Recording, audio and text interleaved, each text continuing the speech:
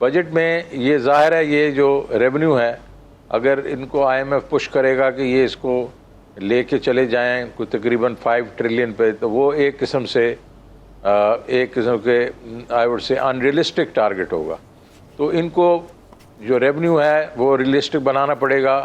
اگر 3.8 ٹریلین اس وقت ہوا ہے تو یہ دیکھنا پڑے گا کہ پچھلے 2-3 مہینوں میں منتھلی ریونیو کتنا کلیکٹ ہوا ہے. تو اس بیسس کے اوپر تو اگر کیا جائے تو 3.8 ٹریلین بھی بہت بڑا ایک چیلنج ہے. اس کے بعد آپ ظاہر ہے آپ کا جو non F B R revenue تھا وہ تقریباً 1.4 ٹریلین تھا پچھلی دفعہ. اس کے بیچ میں اسٹیٹ بینک کے کافی زیادہ پروفٹ تھے اور اس میں یہ جو آپ کی ٹیلی کام کمپنی کی کافی ریونیو وغیرہ تھے. اس دفعہ اس میں کتنا آئے گا وہ خدا ہی جانتا ہے. لیکن اگر فرض کریں 1 ٹریلین بھی آ جاتا ہے تو 4.8 ٹریلین، تو اس کو بیچ میں جب آپ صوبوں کو پیسے بھی دے دیں تو پچھلی دفعہ سے کافی ایک گیپ آ جاتا ہے.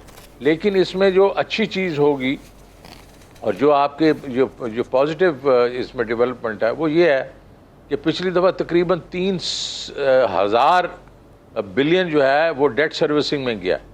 اور اس دفعہ جو ڈسکاؤنٹ ریٹ نیچے آیا ہے 5% اور ہو سکتا ہے کچھ اور بھی آ جائے، اس کی وجہ سے ہو سکتا ہے آپ کی ڈیٹ سروسنگ آدھی رہ جائے. تو 1,500 ارب روپیہ وہاں سے سیو ہو سکتا ہے.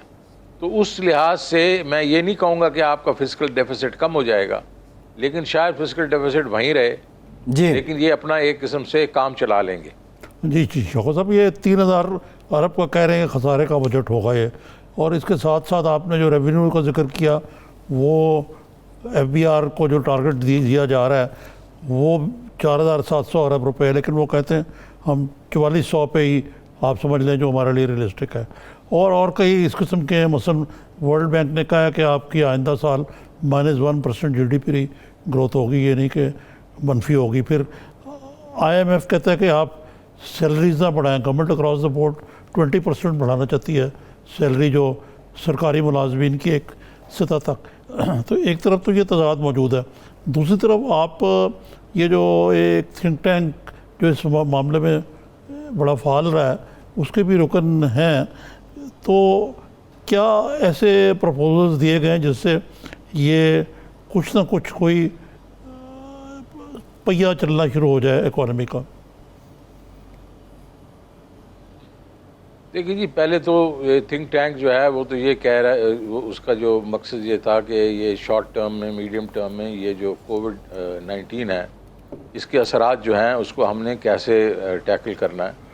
تو پہلا تو مقصد یہ تھا کہ یار فرض کرو یہ اگر ابھی تو انہوں نے 4 مہینے کے لیے 12 ہزار روپے دے دیے نا 12 ملین گھروں کو. تو فرض کرو یہ آگے جاتا ہے اور ان کو اور پیسے دینے پڑتے ہیں تو وہ پیسے کہاں سے آئیں گے. تو اس کو یہ دیکھا، مطلب اس کے اوپر ڈسکشن ہوئی ہے. اور پھر ظاہر ہے کہ یہ بھی آیا کہ اکنامک ایکٹیویٹی کے لیے کیا ایسی چیزیں ہم کر سکتے ہیں، ایس ایم ایز کو کیسے سپورٹ کر سکتے ہیں، مائکرو فنانس کے بینکوں کے تھرو نچلے طبقے کو کیسے سپورٹ کر سکتے ہیں. پھر یہ ہے کہ لو کاسٹ ہاؤسنگ کیسے کر سکتے ہیں جس سے اکنامک ایکٹیویٹی کریٹ ہوگی. یہ چند چیزیں جو ہیں یہ اس میں آئیں. اور پھر بجٹ کے بیچ میں یہ بھی کہا گیا کہ ڈیمانڈ کریٹ کرنے کے لیے جو کچھ چیزیں ایسی ہیں جو کہ روزمرہ کی ضروریات ہیں اس پہ جی ایس ٹی کو کم کیا جائے تاکہ لوگ جو ہے وہ زیادہ سے زیادہ مطلب خریداری کریں اور اس کی ڈیمانڈ کریٹ ہو اور تاکہ اکنامک ایکٹیویٹی کریٹ ہو. تو جو آپ بات کر رہے ہیں وہ بالکل صحیح کہہ رہے ہیں. یہ بہت بڑا چیلنج ہے کہ ریونیو جو ہیں اس کو مطلب یہ ہے کہ پچھلے سال کی لیول پہ بھی لے جانا بہت بڑا چیلنج ہے. اور دوسری بات یہ ہے کہ ایکسپینڈیچر، یس نان ڈیولپمنٹ ایکسپینڈیچر جو ہے آپ کو کٹ کرنا پڑے گا، لیکن اس میں کچھ ایسی بڑی بڑی چیزیں ہیں جس کو آپ نے اگر ریفارمز نہیں کریں گے تو کٹ نہیں ہوں گی. جس طرح لاسز ہیں، اسٹیٹ اونڈ انٹرپرائزز کے لاسز 500 ارب روپے کے ہیں جی، اس کے اوپر آپ نے ابھی تک کچھ کیا ہی نہیں ہے تو وہ کیسے کم ہوں گے. تو وہ ایک بہت بڑا چیلنج ہے. تو اس سے اگر آپ وہ نہیں کریں گے تو آپ کا فسکل ڈیفیسٹ میرے خیال میں وہ جو میں 9-9.5% کی بات کر رہا ہوں یہ بھی ایک بہت بڑا چیلنج ہوگا. تو اسی لیے جو آپ بات کر رہے ہیں نا کہ یہ آپ صحیح باتیں کر رہے ہیں کہ اس وقت یہ تو زیادہ مطلب جس طرح سیلری انکریزز وغیرہ وغیرہ اس کے اوپر تو میرے خیال میں بہت مشکل ہو جائے گی حکومت کو. اس کے اوپر ان کو کافی سختی کرنی پڑے گی نان ڈیولپمنٹ ایکسپینڈیچر کو انکریز کرنے میں. تو شوکت صاحب، یہ ایک اور جو پرائم منسٹر نے کل میٹنگ کی، صوبوں کو انہوں نے کہا کہ جی ایک تو ایسی بجٹ میکنگ ایکسرسائز ہونی چاہیے فیڈرل میں بھی اور پروونشل میں جس سے امپلائمنٹ بڑھے، اور دوسرا پرائیویٹ سیکٹر کو فروغ حاصل ہو، انویسٹمنٹ کو۔ لیکن آپ حکومت کی پالیسیوں کے حوالے سے کیا آپ سمجھتے ہیں کہ ایک تو کرونا کا مسئلہ ہے، کیا حکومت کی جو اس وقت موجودہ پالیسیز ہیں اور جس جو نیریٹو ہے، یہ پرائیویٹ سیکٹر کو کوئی انکریج کر رہا ہے یا ڈسکریج کر رہا ہے یا کچھ نہیں کر رہا؟ جی بالکل انکریج کر رہے ہیں۔ دیکھیں جو اسٹیٹ بینک کی جتنی بھی اسکیمز آئی ہیں جس میں ان کو ریلیف دیا گیا ہے ڈیٹ کے اوپر، اور ایک دو سال تک ان کی آگے وہ ڈیفر کر دی گئی ہیں، وہ ان کو ریلیف دیا گیا ہے، یہ پوری انڈسٹری کو ریلیف دیا گیا ہے، اس میں اسمال سے لے کے بڑی انڈسٹری تک دیا گیا ہے۔ تو یہ تو حکومت نے ان کو بہت انکریج کیا ہے۔ ڈسکاؤنٹ ریٹ کا 5% نیچے آنا، یہ ان کے لیے بہت بڑی انکریجمنٹ ہے۔ اور میرے خیال میں جو باقی بھی اس وقت جو لو کاسٹ ہاؤسنگ کے اوپر انہوں نے ایک پیکج دیا ہے، وہ بھی ایک انکریجمنٹ ہے۔ تو حکومت تو انکریج کر رہی ہے، جو بھی ان کے وسائل ہیں اس سے میرے خیال میں انہوں نے بڑھ کے انکریجمنٹ کی ہے۔ لیکن یہ ہے کہ اب دیکھا جائے کہ یہ اب ڈیمانڈ کیسے جنریٹ ہوتی ہے، یہ تو یہ جو آپ کا ایپیڈیمک ہے اس کے اوپر منحصر کرتا ہے، یہ کتنا سیویئر ہوتا ہے، کیونکہ ہو سکتا ہے اگر بہت زیادہ سخت ہو اور سیویئر ہو جائے تو اس کے اوپر پھر سے لاک ڈاؤن کرنا پڑ جائے، وہ ہمارے لیے بہت ہی ایک قسم سے نقصان دہ ہوگا۔ ہاں شوکت صاحب، کچھ ویسے تو یہ جو ہم نے یہ کیا ہے اگرچہ یہ اس کو ٹھیک طرح سیل نہیں کر پائے، اور جب تک گراف اوپر جا رہا ہے تب ہم نے لاک ڈاؤن کھول دیا، لیکن میں دیکھ رہا تھا کہ بہت سارے ممالک جو ہیں، مثلا برطانیہ یہ کرنے پہ مجبور ہو گیا کیونکہ ان کے حالات جو ہیں وہ کہتے ہیں کہ اکانومی کو کئی سال لگیں گے ریوائیو کرنے، پرانے لیول پہ آنے کو، جو بہت بڑی اکانومیز ہیں وہ۔ یہی بھارت میں، حالانکہ بھارت میں بہت ہمارے مقابلے اوپر جا رہا ہے، وہ بھی لاک ڈاؤن کھول رہے ہیں۔ تو یہ ایک جسٹیفیکیشن ہے لاک ڈاؤن کھولنے کی اکنامک رائیول کے، لیکن یہاں ایسا لگتا ہے کہ حکومت کی پالیسیز یہ نہ ہو کہ لاک ڈاؤن بھی کھل جائے اور اکانومی بھی ریوائیو نہ ہو اور غریب آدمی آخر میں پھر بھی مارا جائے۔ ہاں وہ دیکھیں، وہ تو آپ دیکھیں جو بات کر رہے ہیں اسی کے بیسس پہ، یہ جو ہمارے پاس جو انڈاکیومنٹڈ ہمارا جو اکانومی ہے، اس میں جو ہماری لیبر کلاس ہے جو انڈاکیومنٹڈ ہے، ان رجسٹرڈ ہے، وہ پتہ نہیں کتنے 2.5 کروڑ کے قریب تو وہ لوگ ہیں۔ نہیں وہ دیکھیں آپ نے جو نیگیٹیوز کہا ہیں تو وہ نیگیٹیوز تو بالکل ہیں ہی ہیں۔ سرکولر ڈیٹ تو خیر کریٹ ہوتا ہے، یہ جو آپ کے اسٹیٹ اونڈ انٹرپرائزز لاسز کرتے ہیں، اس کو جب پیمنٹس نہیں ہوتی تو وہ سرکولر ڈیٹ میں چلا جاتا ہے۔ تو پوائنٹ صرف یہ ہے کہ یہ تو اس کا حصہ ہے، تو پہلے تو ان کو اپنا اسٹیٹ اونڈ انٹرپرائزز کو سنبھالنا پڑے گا، سرمایہ پاکستان کا پورا خاکہ بنا ہوا ہے، اس کو امپلیمنٹ کرنا پڑے گا تاکہ کم از کم امپرومنٹ شروع تو ہو۔ دوسری چیز جو آپ نے ہیلتھ کی بات کی ہے، پہلے ہیلتھ پہ اگر زیادہ خرچ نہیں کرتے تھے، ہمیشہ سے نہیں کبھی کیا گیا، 0.35 جی ہاں، یہ 5% سے زیادہ انہوں نے کبھی۔ یہ تو ہسٹوریکل ہے نا، جی ہسٹوریکل ہے یہ مسئلہ۔ یہ نہیں سنتے جائیں نا، میں یہ کہہ رہا ہوں، وہ میری بات سن لیں، تو میں کہہ رہا ہوں وہ تو پہلے ہسٹوریکل تھا، لیکن آج تو ہیلتھ پہ آپ کو خرچ کرنا ہی کرنا ہے۔ ہاں بالکل، کووڈ کے لیے آپ کو تو ہاسپٹلس کو تو آپ کو کم نہیں بلکہ زیادہ پیسے لگانے پڑیں گے، تو یہ چیلنج ہے۔ اور ایک اور چیلنج ہم سب بھول رہے ہیں اس وقت، اور وہ ہے لوکسٹ کا۔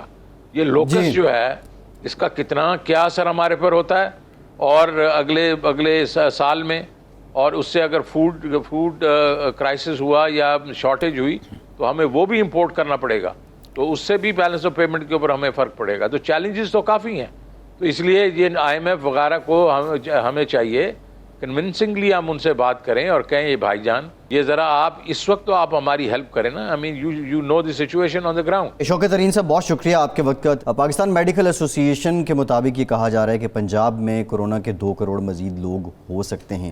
بریک کے بعد وزیر صحت پنجاب یاسمین راشد صاحبہ ہمیں جوائن کریں گی، ان سے یہ جاننے کی کوشش کریں گے، ہمارے ساتھ رہیے۔